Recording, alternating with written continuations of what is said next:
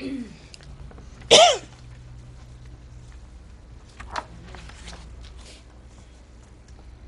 is now time to call our meeting to order. As noted, our meeting target time is 1 hour. Good evening. I'm Suzanne Nelson, and I'm the chairman of the Jacksonville Environmental and Appearance Advisory Committee. I want to welcome all of those who may be viewing for the first time to this meeting. This is a new committee of the city, but it has an impressive and historic legacy with the city. This committee was formed from the previous Trails and Greenways Committee, the Recycling Advisory Board, and from the Jacksonville Beautification and Appearance Commission. The commission was notable in the many projects that have become iconic for the city being fostered, including the Memorial Tree Program, which served as the impetus for the Beirut Memorial, which to this date stands as the largest military memorial ever constructed from private funds. The commission was also the home to the Tree Board, which continues as a subcommittee of this committee today. That group has been responsible for the designation of Jacksonville as Tree City for 31 years, and the application has already been accepted for the 32nd designation. The Trails and Greenways Committee has a legacy of being one of the most aggressive in the city's adoption programs. Many portions of the trails are adopted and recognized for their clean appearance and safety. The Recycling Advisory Board lives on in this committee with an ordinance mandate that the committee provide education, advocacy, and support to the recycling efforts in the city. As part of this first meeting that will be available to a wider variety of citizens, I've asked Vice Chairman Ty Hart to review the ordinance that drives the work of this committee. As the chairman indicated, this committee was created from 3 other committees of the city and is the newest of all the citizen advisory committees of the city. The first set of members came from 4 other committees to form this group, and today we represent the first membership of the Environmental and Appearance Advisory Committee. For the first 5 meetings of this group, we labored over our past and the tasks that the City Council gave us.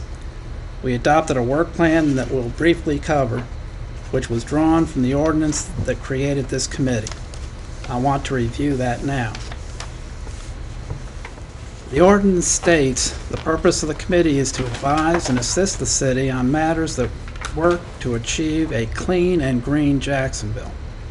This includes efforts to beautify and enhance the visual quality of the city and its public rights-of-ways, trails, and greenways, to reduce litter, encourage recycling, and reduce non-recyclable solid waste, promote an environmentally sustainable community, conserve resources, habitat preservation, and educate members of the community, and promote or encourage partnerships and community efforts that would advance a clean and green Jacksonville.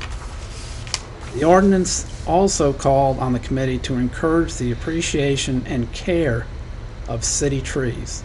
The ordinance ordered that the City of Jacksonville Tree Advisory Board will be a subcommittee of the Environmental and Appearance Advisory Committee. The work plan, the activities for work tasks of the committee follows closely the enabling ordinance and the passions of the committee as expressed over several meetings. It creates a program of work that can be accomplished in the first year of operation of this new committee and allows for expansion as there is capacity to perform additional tasks. To help introduce the committee members and to give a brief overview of the work plan, I want now to call on each member to state their name, the committee from which they came if they were on a previous committee, and to read one of the word tasks that the committee has adopted and which was presented to the City Council at the Advisory Committee meeting. I shall begin. Again, I'm Ty Hart, and I was previously with the Recycling Advisory Board. Work Task 1 is as follows: creating awareness of beautification efforts, recycling, litter abatement, environmental stewardship, and civic action. The work plan calls on the committee to implement a program of recognition that will highlight positive actions that improve the core messages of the charge to the committee. Using monthly recognition efforts that are seasonally adjusted, the committee will select outstanding citizen and business actions that will excel in demonstrating beautification, recycling, litter abatement, environmental stewardship, or civic action that contributes to these efforts. Gina Webb, I came from the Recycle Committee. Another adopted work task of our committee is encouraging, organizing, and advocating cleanup efforts to enhance the appearance and advance the environmental protection of the city of Jacksonville, and as appropriate, participating in such activities. The work plan calls on the committee to take steps to encourage cleanup activities in the neighborhoods and small areas within the city. Also, the plan advocates a city-wide cleanup activity. Groups and organizations that provide volunteers will be called as partners for areas that become organized for a cleanup activity. My name is Linda Smith, originally on the Beautification and Appearance Commission. Another adopted work task of the committee is supporting the Memorial Tree Program and evaluating potential options for enhancing the program to advance further beautification efforts. Memorial Tree Program is being evaluated in order to assure the committee that the maximum impact is being made by the program that has such a rich heritage. Hi, my name is Patty Scheffelbein. Another adopted work task of the committee is to identify areas of the city which need attention and advising the City Council on areas which offer opportunities for enhancement activities or application of the clean and green concept. Through tours of the city, personal observations, and recommendations made from the public solicited by the committee, recommendations are made to the City Council for attention from the city. The committee may also evaluate these areas for potential small area cleanups and organize the same with resources available to the committee. My name is Karen Jones, and I came from the Recycling Committee. Another adopted work task of the committee is educate the public about recycling, energy conservation, uncivil behaviors that lead to litter and other intended pollution, and the benefits of a clean and green Jacksonville. The committee is to seek methods to advance civic education, including programs in the schools, media, and presentations to the public. Using resources available to the city to include the Jacksonville Onslow Government Channel, social media, the web, and prepared presentations. The committee will become evangelists of the benefits of recycling, energy conservation, changing behaviors that lead to litter and unintended pollution of our waterways, and in general, the clean and green story.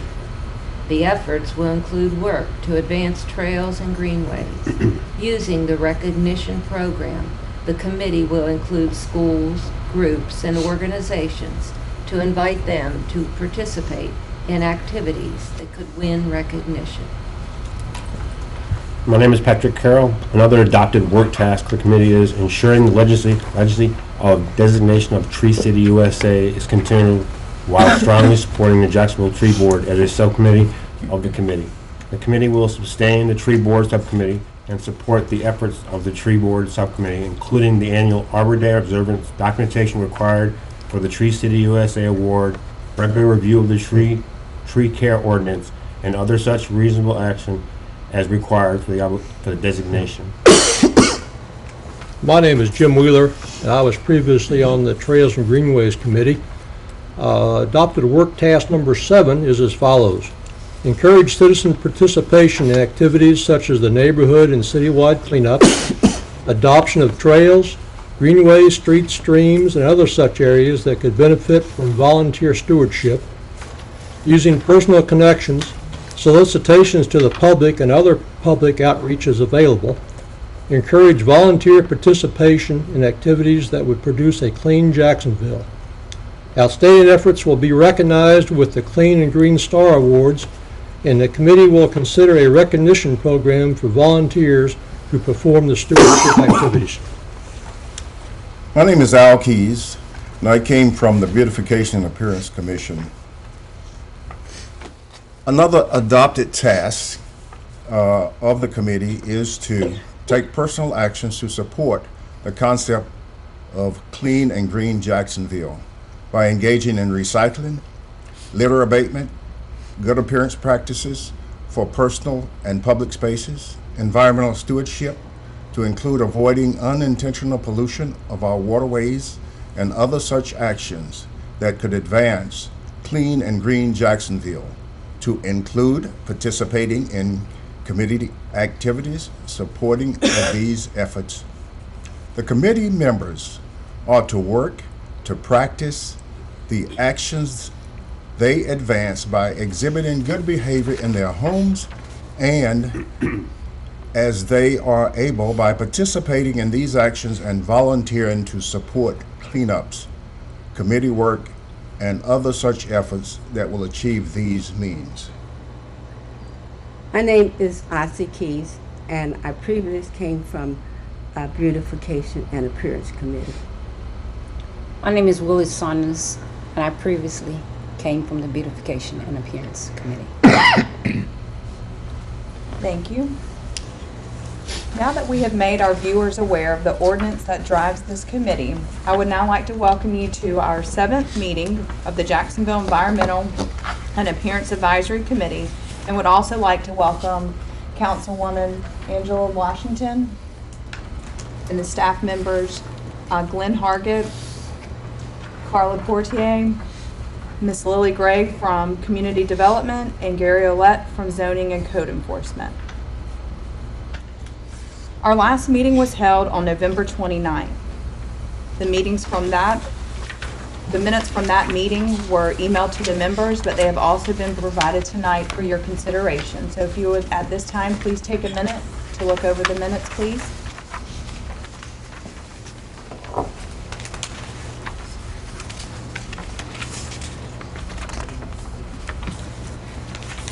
At this time, do we have a motion for adoption, correction, or rejection of the November minutes? I move that the minutes be adopted. Do we have a second? I second it. All in favor? Aye. All opposed? The minutes will stand approved as written. The members are also aware of the attendance policy. We have provided the attendance report on page 11. If you would like to take a quick second to look over that. While looking at that, if you notice any mistakes or anything else that may be incorrect, please notify one of the staff members as soon as possible so that can be corrected. And also remember that there are no excused absences, so there will be an automatic removal for lack of attendance.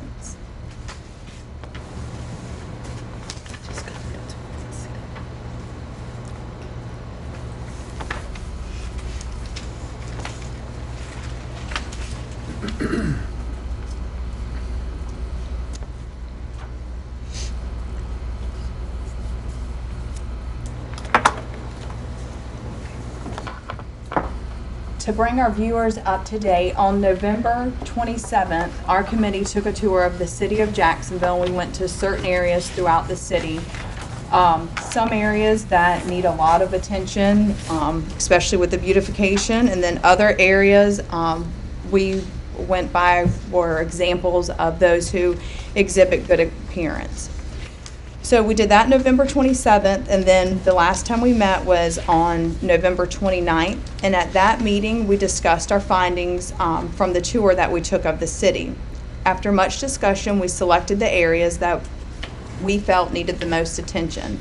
However, we had questions and concerns regarding how to go about fixing these areas. So with that being said, Ms. Lily Gray with Community Development and Mr. Gary Ollett with Zoning and Code Enforcement will be presenting information to us tonight regarding all of that. So at this time, Ms. Gray, would you like to present? Sure. You want me to stand and sit? You can sit right there.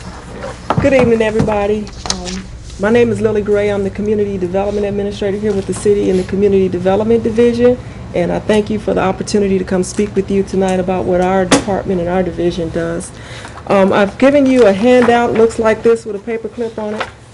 Blue heading, Community Development Division Demolition and Clearance Program, and I'll go through these sheets with you kind of briefly to explain what we do and the resources that we do have available. Just as a background, the Community Development Division is a federally funded program. We receive community development block grants funds from HUD every year, and we are able to use those funds to carry out eligible activities, of which removal of slum and blight is one of the national objectives of HUD. So with our demolition and clearance program, this was identified as a priority in our 5-year consolidated plan that we're required to do every 5 years, where we solicit citizen input on how our federal funds should be spent. In that plan, code enforcement was identified as one of the priorities, and we have been investing funds in this area. It does meet a HUD national objective, which is removal of slum and blight conditions, and it supports the city's Clean and Green initiative.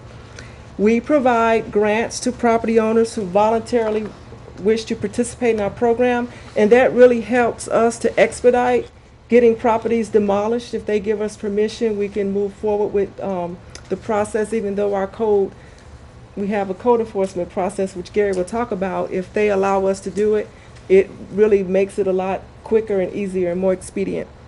And it does not cost them anything because we are able to provide grants up to $10,000. Whereas through the code enforcement process, if they're found to be in violation and the city abates it on an involuntary basis, that converts to a lien on their property. So it's to their advantage to take advantage of the grant funds that's available. We have budgeted $40,000 in our current budget to help cover the cost of demolition, and that's leveraged also utilizing our fire department. We can use some of our buildings for live fire training exercises, and we also use our streets department when it's appropriate that they can use equipment and go in and demolish with city crews.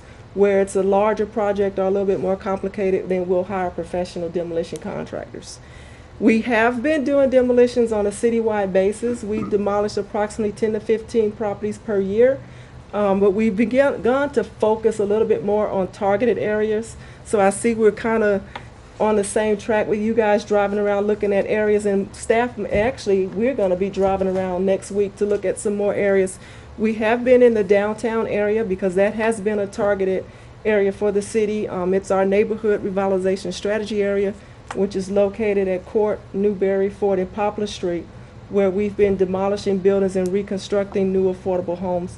Now, the reconstruction part does not take place in every demolition. Downtown is unique, but we can see the benefit of doing that, and we're looking at replicating that model in other parts of the city.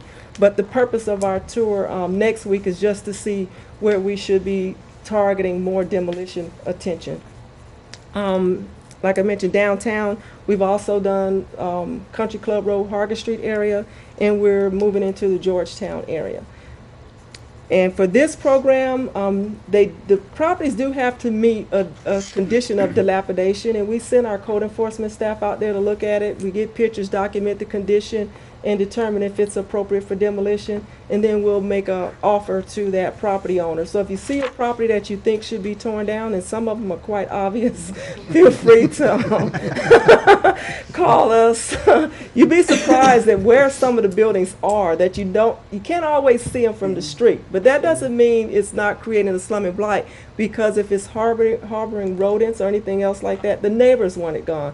So even if you see something in a backyard or covered with bushes that if you drive by you just thought it was trees, but there's really a house in there, please let us know if you see something like that.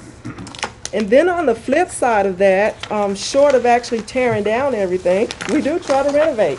So we have a residential rehabilitation program for owner-occupied properties that are don't rise to the level of demolition, but do need some attention to help stabilize the neighborhood and not go into further decline.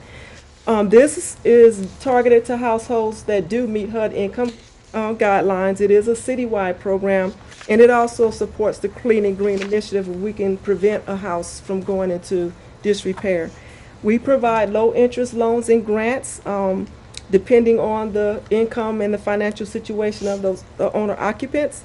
And this program is designed to correct violations of the minimum housing code, Section 8 housing quality standards, energy-related improvements, repair, replacement of major housing systems, handicap improvements, or other essential rehabilitation of a non-luxury nature.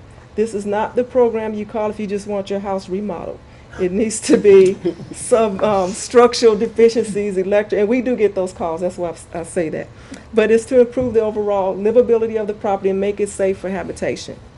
We offer deferred forgivable loans, which is basically a grant where we provide the funding and you do not have to pay it back. It's forgiven over time.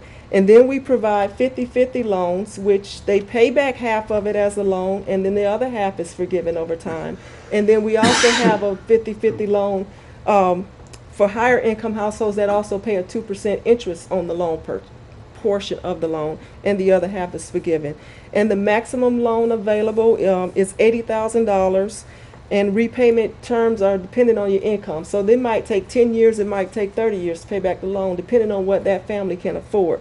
Now, I say $80,000 because that's what our policy say allows for, but with our funding cuts, we have experienced a 24% funding cut in federal funds. This year, we've had to cut that back. I think we just did a loan, it was roughly $40,000. So we're not able to do a full 80 as we have in the past. And just to give you an idea, the level of investment we are able to make, we can do anything from a roof replacement, and the reason we can go up to 80 is because we can do a whole house replacement. We have actually demolished and reconstructed brand new homes in cases where that was warranted, but we're going to find that a little bit more difficult to do with the level of funding that we have. In this year's budget, we have $105,833 budgeted for residential rehabilitation. And if you have anybody that you know that would benefit from this program, they can call our office. I have included the income limits for the program so you can kind of get an idea of what it takes to qualify just on the income. We do check credit. We're not as strict as a bank, so please don't let that deter you. Come in. We just need to know that you can afford to pay and you have a reasonable expectation of paying the city back. But there are a lot of things that we can work with you that you would not be able to work with a private lender on. And there's a $25 application fee that is waived for households that have an elderly person over age 65 or an occupant with a disability, so they can access the program. And then we also have, I mentioned earlier, our downtown housing initiative. So when we do tear down these buildings, we are removing properties from our tax base, but we want to put that back, and we want to put something desirable back and transform and revitalize neighborhoods. So in downtown, we've been partnering with private builders to construct homes and sell them to first-time home buyers, and that's been really successful. We've had 4 homes constructed and sold downtown, and we have 5 lots that we're in phase 2 where we'll be doing the same thing. So we're looking for homeowners or potential home buyers actually that will be interested in moving downtown. The beauty of this program is as an incentive, if they live in the house for 10 years, they do not have to pay for the lot. And they are also eligible for down payment assistance, so that reduces the amount of funding that they have to borrow, which makes their payment affordable. So for families who think that they can't afford it, in some cases their mortgage is less than what they're paying in rent. So we encourage you, our citizens that think they may be eligible, to come in and get pre-screened for this program. And in preparation for that, we also offer, the next flyer is our home buyer education course. We offer that every other month. It's a $10 fee, 8-hour course that teaches everything you need to know about home ownership. There's lenders, realtors, credit counselors, home maintenance, home inspections, everything they need to know. And this is important. You say, well, why are you talking about housing and home ownership and we want to clean up the city? When you create homeowners, you create an investment in a community. People own their properties, take better care of their properties. So to the extent that we can increase our home ownership rate in the city, it also helps to increase the stability of the neighborhoods and eliminate some of the problems that we're trying to address here with the rental properties, which tends to be more of a problem than the home ownership. And Gary can tell you, we get more complaints from tenants on minimum housing violations than we do with homeowners. So we want to make sure we kind of balance it all out. And then finally in your package, in preparation for our next 5-year plan, which will cover fiscal years 2014 to 2019, we're doing a community survey to again ask citizens where they think our CDBG funds should be invested. So we like to ask you, if you would, at the end of the meeting, take a few minutes to fill this out, and you can give it back to me or turn it in to Glenn, and he'll get it back to me. And we're collecting this data to kind of see what the community feels are the new priorities, if they've changed or if they still stay the same, and we'll reappropriate funding as deemed necessary for that. And if you have any questions, I'd love to answer those for you. These are just two of the things we do. We do more, but this is the key things that would interest you. If there's no questions, then Gary will get into the details of the code enforcement aspect of what we can do. Good evening. Thank you for affording me the opportunity to speak with you today. Again, my name is Gary Willett, and I'm the Chief Zoning and Code Enforcement Officer for the city. I've been with the city 15 years, all of which have been in zoning and code enforcement in some aspect. The code enforcement section is a part of the Development Services Division of the city planning, and we fall under Ms. Gray in community development. We have 3 code enforcement officials in this section. It's myself and 2 other officers. Those 3 officials, we're responsible for enforcing all of the zoning ordinance regulations and those portions of the city code that deal with nuisances, junked vehicles, and minimum housing and non-residential structures in all of the city and the city's extraterritorial jurisdiction. Our duties with regard to zoning compliance, and that's land use regulations, we inspect structures for setbacks to ensure that there's no encroachments in right-of-ways or adjacent properties, permitted uses. We regulate sign regulations, parking lot maintenance, landscaping, and those various things within the zoning ordinance that deals specifically with structures and the use of properties within the city, whether they be residential or commercial. With code compliance, code compliance is your nuisance codes, junk vehicles, minimum housing, non-residential or commercial structures. The nuisance codes, public nuisances, falls under Chapter 14 of the City Code, and a nuisance is defined in the code as any condition which injures or endangers the comfort, repose, health, safety, and welfare of others. It offends decency, interferes with the comfortable enjoyment of life and property, or tends to depreciate the value of the property of others. So that is the definition of a nuisance. Examples of your nuisances are your high grass and weeds, trash and debris, conditions which harbor rats, snakes, mice, other vermin. Lily talked a little bit about deteriorated buildings. That's not so much the minimum housing code, but she talked about, you see these structures that are accessory to a piece of property, a shed, a garage or something leaning, falling down.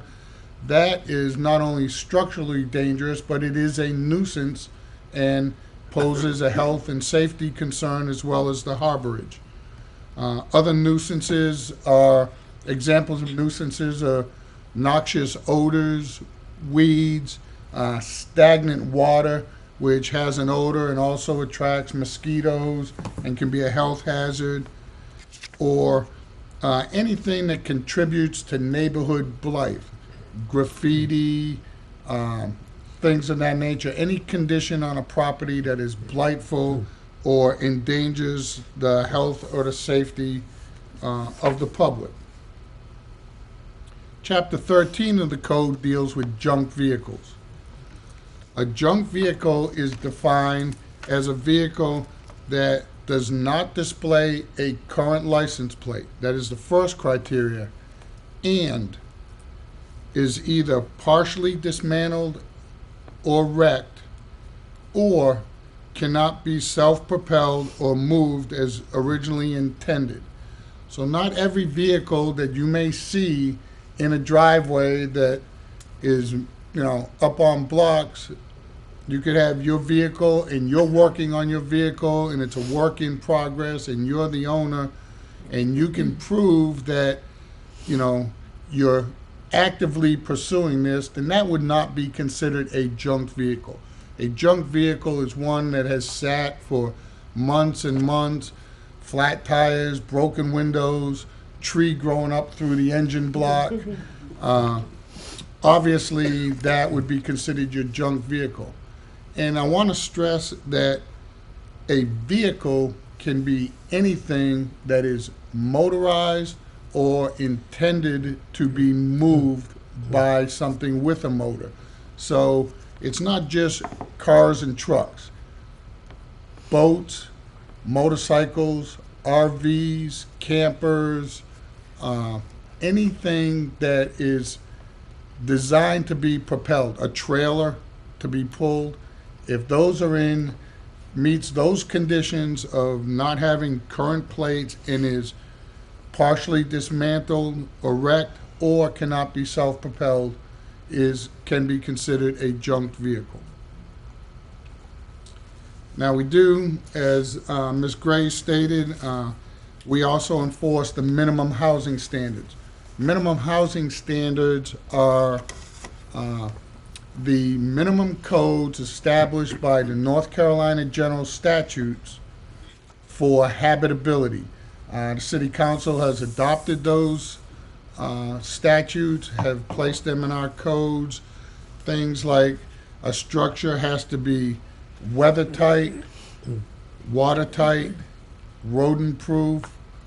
It has to provide a permanent heat source. The dwelling has to have permanent potable water source, windows, screens, those things safe and sanitary. It has to be structurally sound.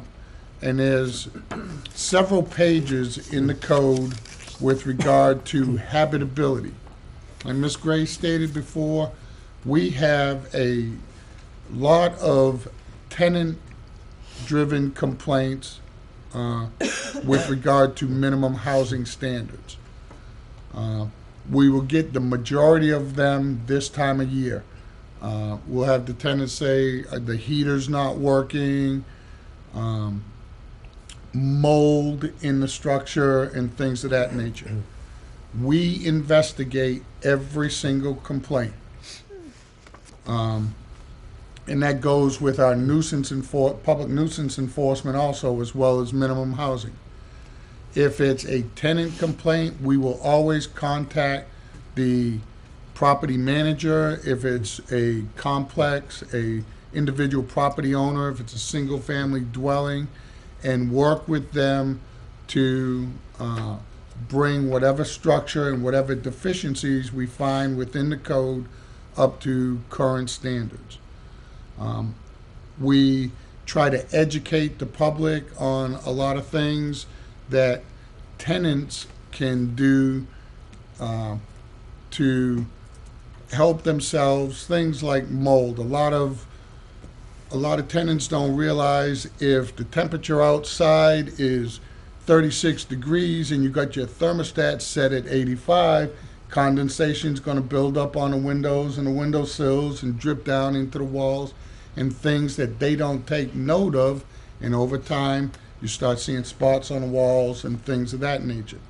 So with public nuisances and minimum housing, we strive to educate as well as to get compliance. All of our code enforcement officials do that. The process for enforcement, first with public nuisances, your high grass, weeds, trash, and debris. A lot of it is complaint driven. Obviously, with 3 officers, we try to be as proactive as possible. We conduct sweeps of neighborhoods as often as once a month. We try twice a month with the 3 officers. We section off the city so that we can get several neighborhoods each month and be proactive with regard to nuisance enforcement. This time of year, the high grass and weeds are not so much an issue, so we shift our focus to trash, debris, blight, and junk vehicles. In the summertime, our focus, and we get inundated with complaints of high grass and weeds. If we receive a complaint, we act on that complaint within 48 hours. More often than not, within 24 hours, we get a phone call, we assign the case to one of the officers in the database, it gets put on their inspection schedule, and they're out there the very next day. If a complaint is valid, then we have notices that we post on a parcel of land if we know the parcel is occupied. We have the resources to find out if there's an active water account on the property. If we see that the electric meter is still running, then city trash can on the property, then we can assume that the property is occupied and we will leave a notice on the property. If we know the property is vacant, then we will come back and look up the owner of record with the Onslow County tax records and send them certified mail notices of any potential violation.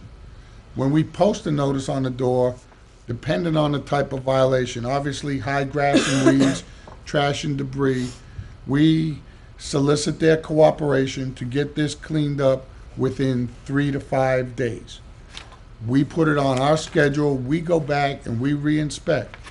If the violation has not been abated within the time prescribed, then we will come back to the office and we will send an official notice of violation on city letterhead sent via certified mail and first class.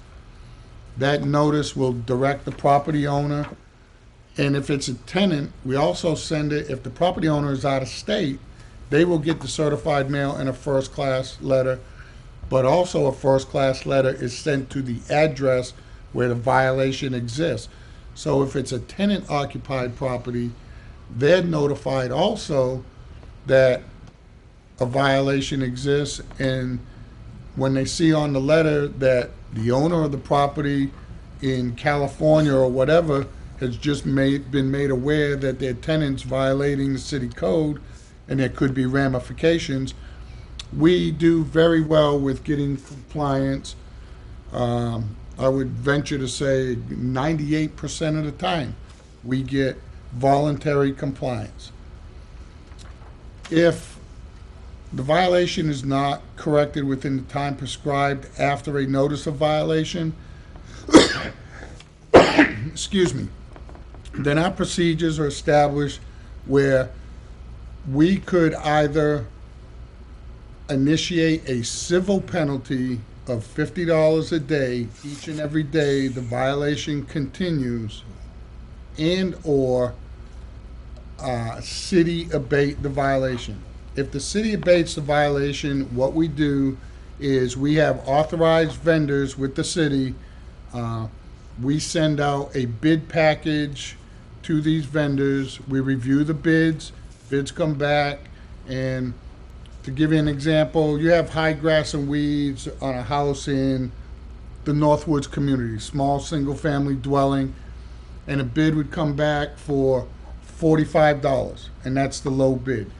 We process the bid through our finance department. Once the bid is accepted and approved, the code enforcement official will get an administrative warrant from the magistrate in order to go on the property that authorizes the code enforcement official and the contractor who was awarded the bid to go on to private property, abate the violation, return the warrant back to the magistrate.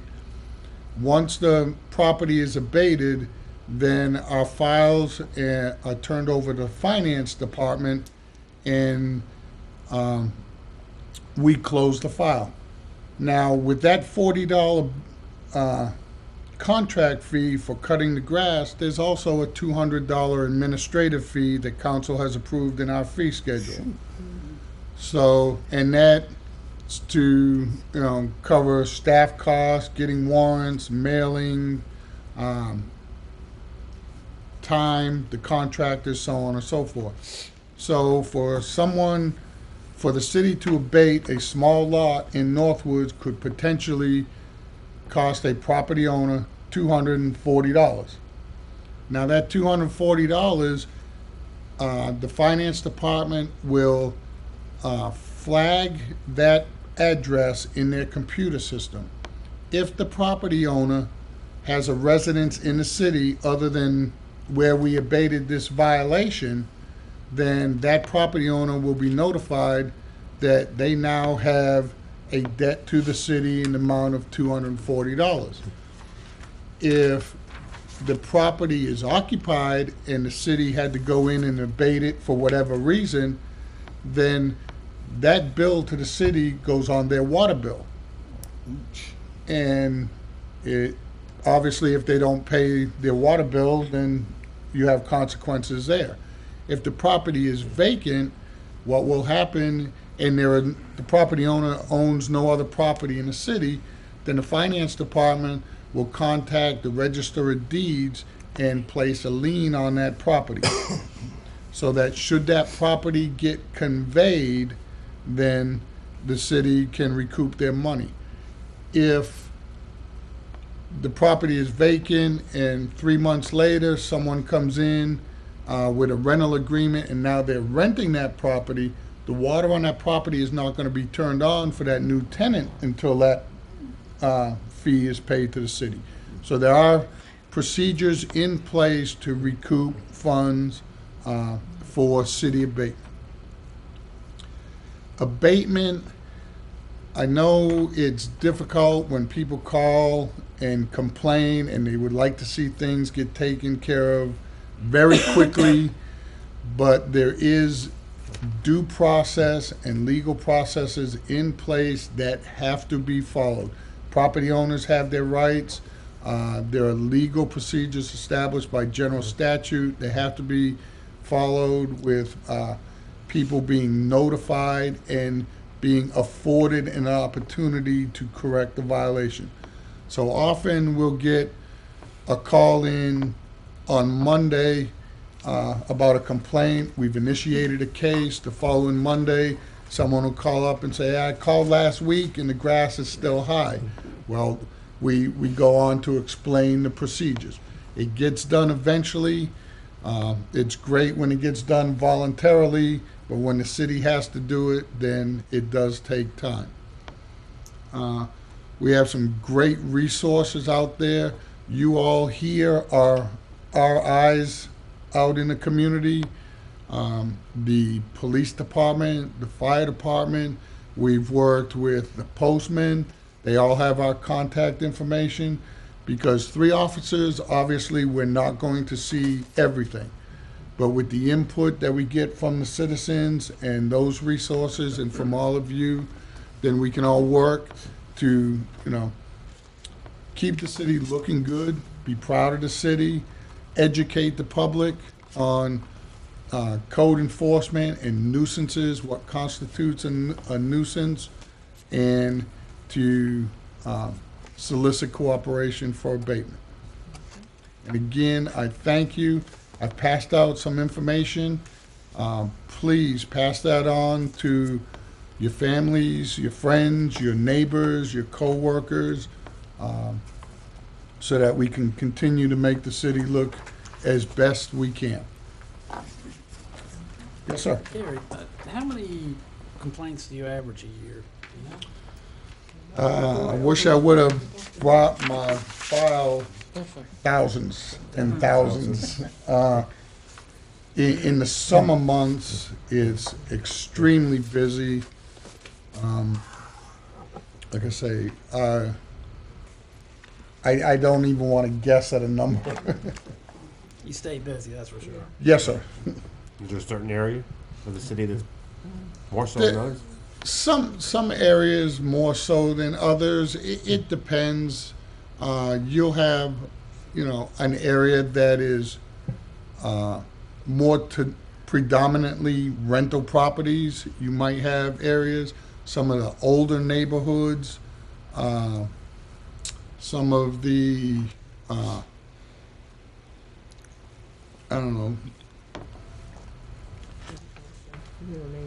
No, I mean, looking at your minutes through the agenda, you have all identified a lot of the areas that we focus on, or that we get a lot of complaints and we spend a lot of time in.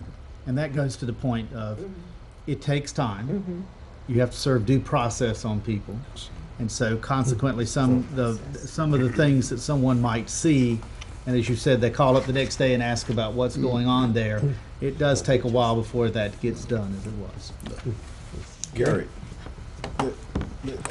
there's a few mobile homes scattered throughout the city, and for the most part, they're really awful looking. Can I assume that those are included in minimum housing standards as well? Absolutely.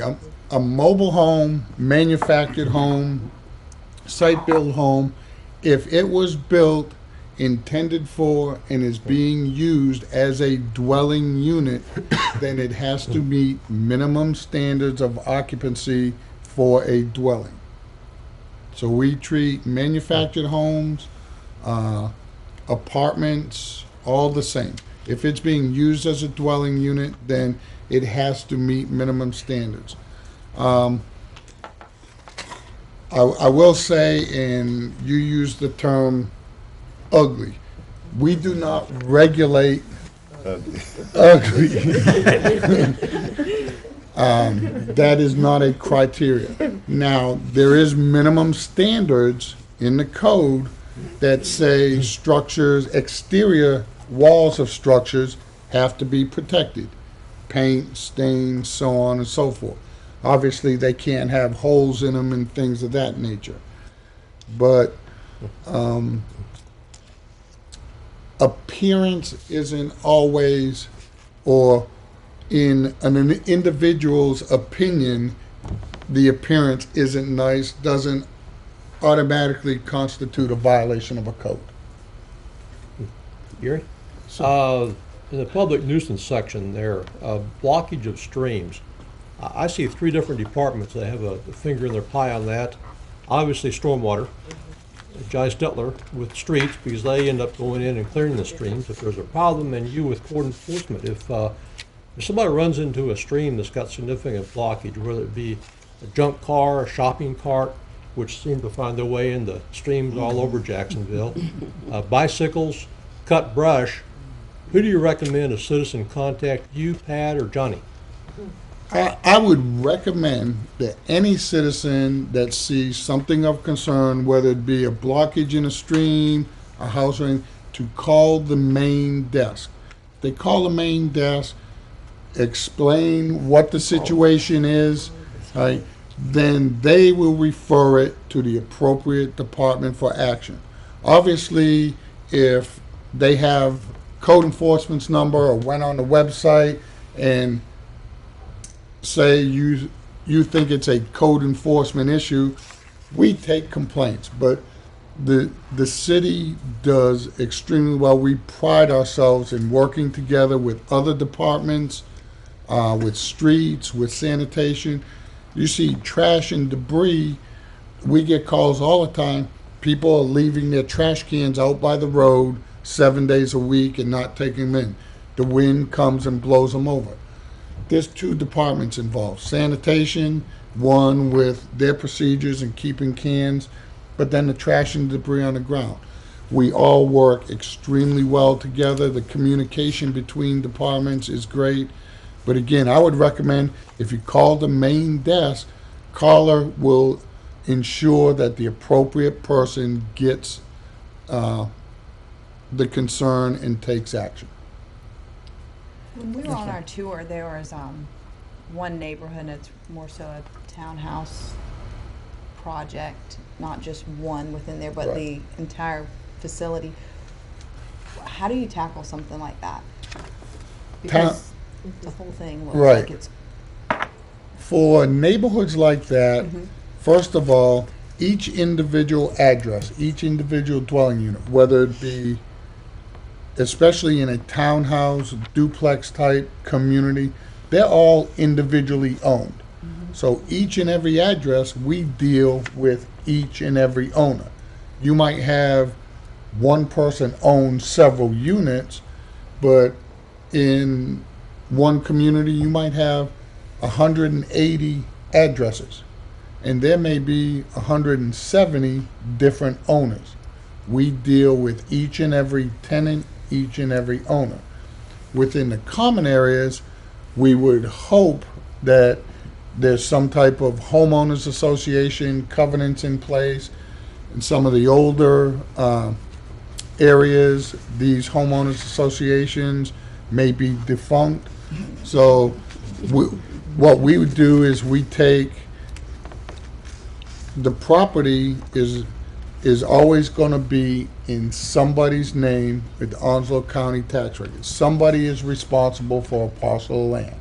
So we always have that avenue of dealing with a property owner.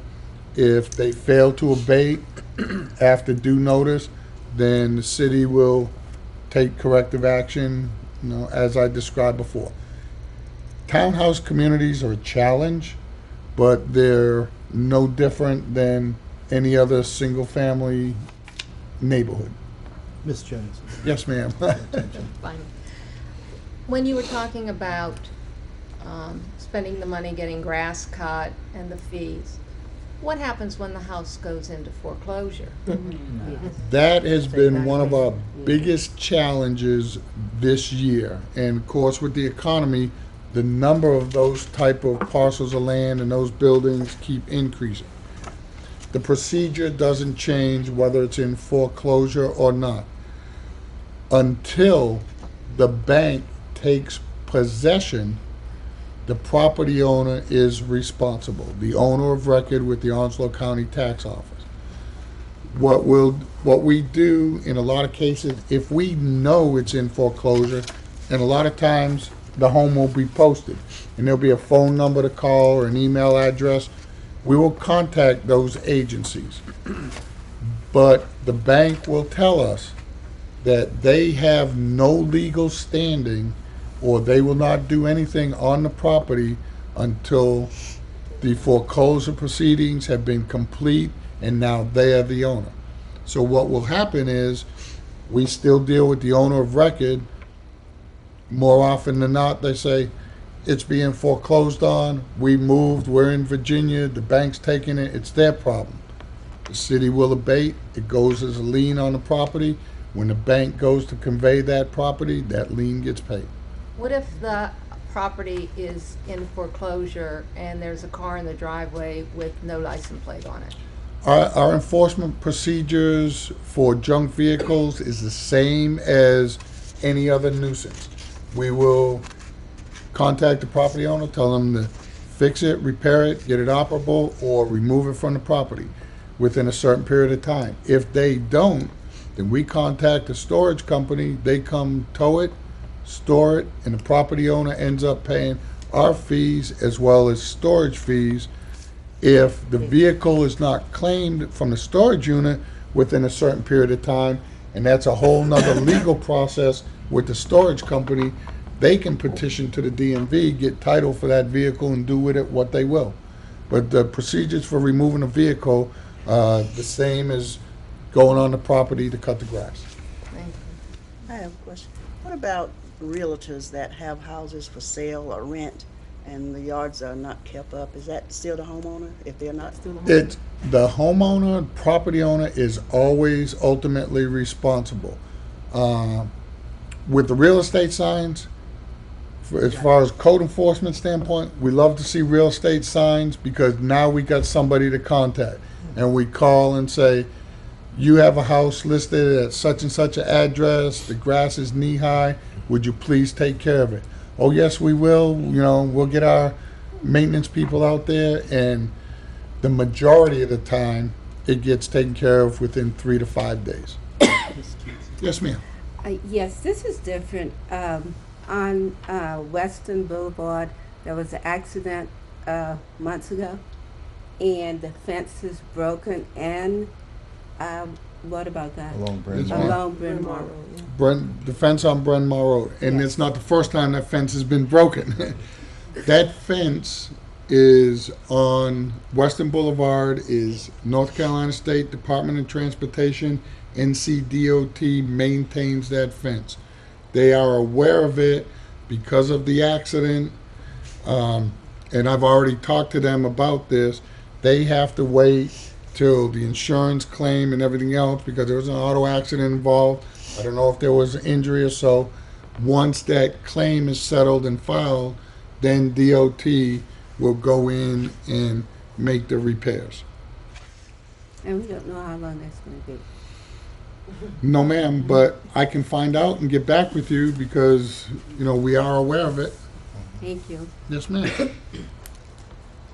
think an important thing to note is that the city does most of this on complaint driven. While they drive around and look for things and do things such as that, those are the obvious ones. But it's not an office of harassment, it's an office of compliance. And so consequently is if the neighbors complain, if it's something of concern to you, you're being encouraged to call and let them see what to work with on that. But you know, it's not, they're not out there just to make somebody have to do something because they have the power to do it. It's usually because it needs to be done at that point. And I think that's the kind of city you want, that you want something like that. They've worked with people who sometimes they're on hard times and they give them deadlines, they work with them if things don't work out, weather problems, situations such as that. And sometimes, you know, it might be frustrating to the person next door or something like that, but they try to treat others like they'd like to be treated, and I think they do a good job of that part. And Gary and his staff are frequently commended by even some of the people that they deal with on the wrong side of that relationship on the matter. You had some slides you wanted to show on some before and after. Yeah, here's an example of high grass and weeds before and after.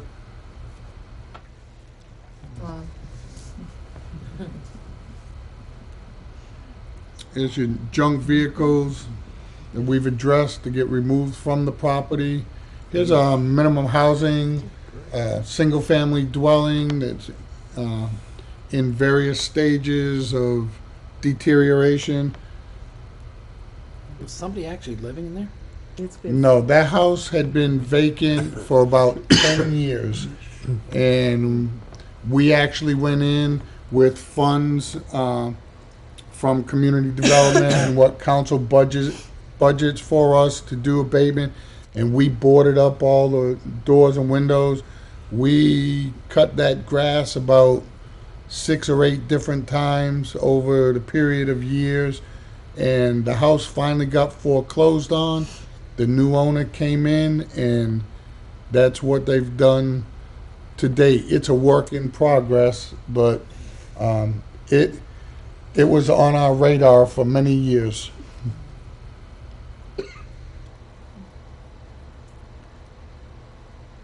There's a commercial structure on College Street that had been vacant for many years. The roof was all caved in. They had feral cats and everything else underneath, and community development went in with their funds. This was one that was voluntary, where the property owners actually came in, worked with community development, and the structure was actually taken down by the city.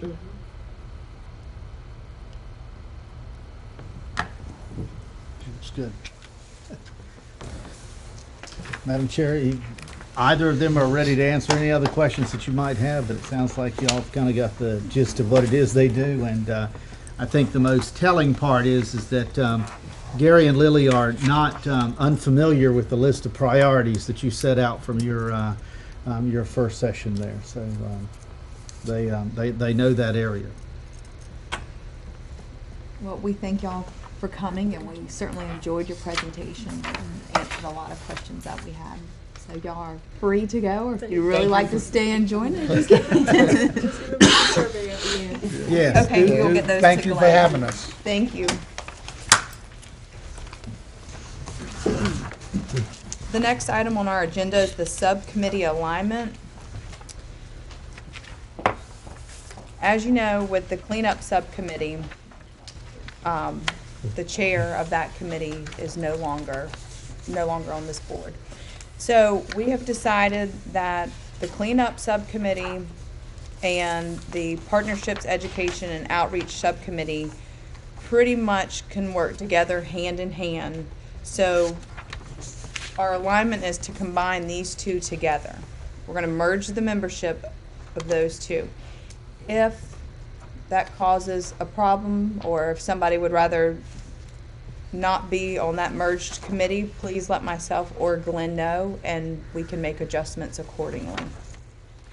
But at this time, and will remain, per it being okay with Jim, he will remain the chair of the merged committee.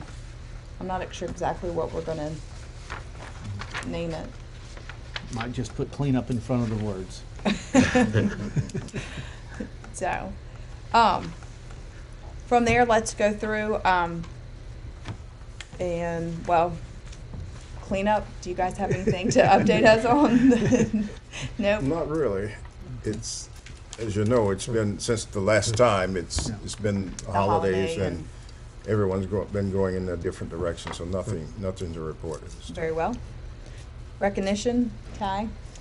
Yes, we've had our meeting, and matter of fact, the city council's meeting next week, January the 8th. January the 8th, and 7 being one of o'clock. our first participations in the with the city council, we'd love to have everybody from this committee at that meeting. I'd like to have a show of hands as to who for sure will be there. You'll be there. What is the date again? I think It's gonna be Next January Tuesday. January 8th, Next it's next Tuesday night at 7 o'clock. 7 o'clock. January the 8th. Jim, Will you didn't everybody raise be your able- hand. Can you be We there? really do need Don't everybody know, to I have be my there. calendar in front of me. It should be January the 8th. Well, like I said, we'd love to have everybody there to show We'll call those of you who don't know Yeah. tomorrow and see where you Make go. sure. Who Do you down want there us to didn't show our answer that? hands? to Yeah, get Show that? your hands one more Everybody time. raise so their we hand. get If you who would it be is. there. Carla, that. 7 it's o'clock. 7 o'clock January in the council chambers. What is the meeting? It's the city council. Oh, the city council. Right. Okay. Just send an email. Miss Carla is gonna, she'll help me. And I have sort of a recommendation. Okay? If it's not meeting at that time, I'll be there. Okay, Okay. very well, thank you. The next subcommittee is the tree board. Not too much since the last meeting, but the document has been filed. And as mentioned earlier, we will be getting the 32nd year of recognition. And we established last time that the date will be March 22nd, held at Wooten Park, I believe, at this time. Is March right? I think, Yeah, is that right? our next meeting, other meeting's March 7th. No, for the tree board. Yes, for the Friday, March 22nd. Okay, Gotcha. for Arbor Day. I got you. All right, Jim, any update for? No, I'm reading the minutes from our last meeting, and that still pretty much states where we are at this point. Okay, very well. We might mention since that, Jim has met with staff about ensuring that items get taken care of with the adoptive programs, and we're putting some administrative procedures together that will hopefully assure the legacy of what Jim has done continues on in that regard. We have previously discussed a date. We wanted to do another tour of the city, and I believe we originally had said maybe sometime in February. Do you guys want to go with that and let Glenn and them try to figure out a date for us, or do you want to go over a If you'd date suggest now? a date, that'd be great. We would like to see if we could do that at 4 o'clock. I think we all recognize the clock, you know, the darkness was kind of an issue with us there. But we're here to serve you, and so consequently, if you could give us some suggestions on that, we could take those. Otherwise, we can propose a date and see just how many people salute that date and go from there. It seemed to work fairly well last time when we did it on that Tuesday. That was a option date there, so that seemed to work fairly well. We had Is a the pretty time good- frame going to be in like an hour what- again, or are we going for? What Well, are we talking? ended up doing about an hour and a half. Okay. And so we were proposing to see how many could come like at 4 o'clock, if that would be some time that would, if that wouldn't be too It's gonna still be bad. pretty dark. It's getting dark at 5:30. It's getting probably. dark at 5, but it is lengthening a little bit there. At least we're in the downside of I can that. come at any time. Okay. Well, how many people could potentially come if there was a date that was mutually agreeable at 3? How many people could do that? Oh, that's wonderful. There we go. There's that. I think we found something, Carl. Okay. Well, let us then propose a date, and we'll propose 3 or 4 of them.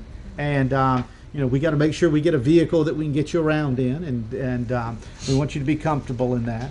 And then we'll look for 3 o'clock. So this is great. Oh, that's good news. All right. Would you like to add anything for our next meeting?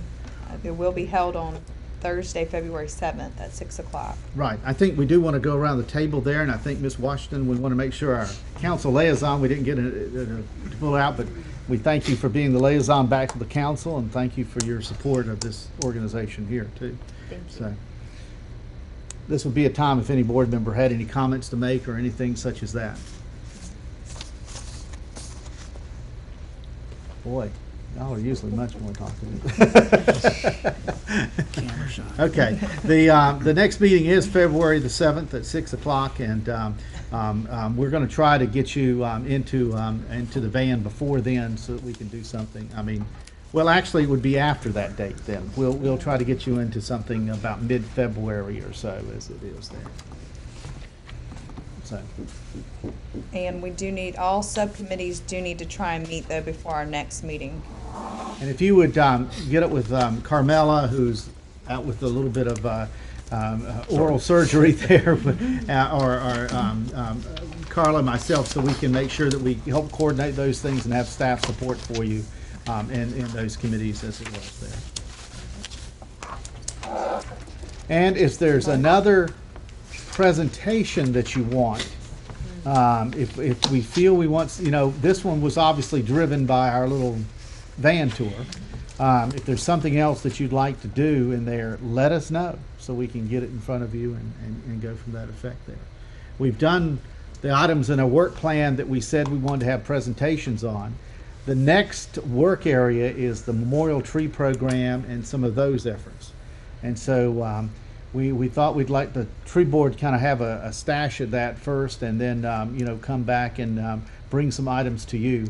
The staff has hoped to look at the Memorial Tree Program as something that could be a little larger than just memorial trees, that it could be memorial appearance or something that could indicate that perhaps somebody could dedicate a flower garden or a beautification of a specific area, in lieu of just doing a tree as it was. And that it might be appropriate, particularly, unfortunately in our community, we do have events that drive actions that cause us to look at memorial activities, and that might also be a reasonable thing to look at to do or something, because we've identified a number of locations that we think some memorial appearance activities might take place that could really benefit the community as it was there. So we thought we'd like to run that up your flagpole and then ask the city council what they thought of that, and then potentially proceed on from that point. Glenn, there may be opportunities at the various parks within That's among within the the city. specific Yeah. activities that we've been looking at. Yeah. Yeah. Ms. Jones. Do we have any place where, I know that they have various places where they sell bricks for Marines and things like that. But I know back where my parents lived, they had this trail put in, and my father has 2 bricks. He has one brick that has his and my mother's name, and then he has a brick that has the 4 of us. And every time I go home, we go and we see the brick with our name on it. And it means a lot to us that when we walk along, we find our brick.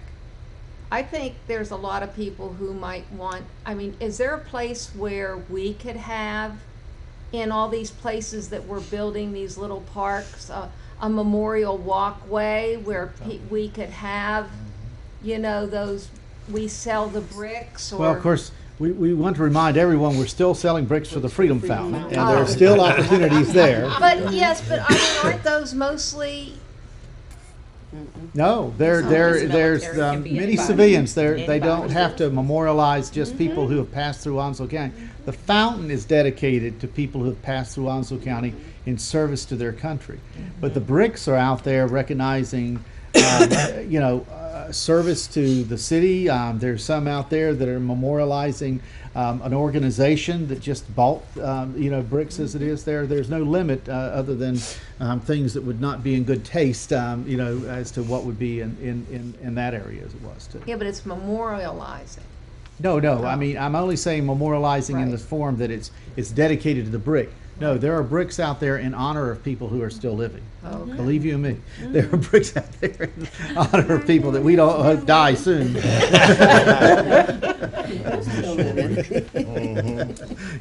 The Keys have a beautiful brick out there that are they're still living, so you can do that part as it was too. So,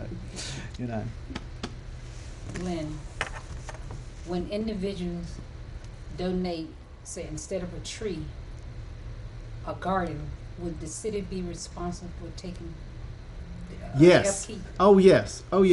And I think and again, I just gave you a brief overview of a concept that we want to present. As Mr. Keys mentioned, the parks are a principal part of some of this, and so there's a lot of wonderful areas that can be adopted, memorialized, or put in honor of someone. And that's one of the things too. We noticed that in the last few years, some of the memorial tree program were done in honor of people and done in things such as that. And so I think that the words memorial tree program, they don't fit how it's actually being used, and I think what our citizens might want to do. So to answer your question, number one, whatever's done, the city wants to keep it up. Number two, that the program is both memorial and can be done in honor or celebration and things of that nature. And there's a conversation about that maybe even that it generate enough funds that it would inspire others to, it would help be an impetus for some beautification projects as it was. We're going to take that to the committee then. Very well. That's all I have, Madam Chairman. Anybody else? All right, please make note of the future meetings, and at this time, do we have a motion to adjourn? So moved. All in favor? Aye.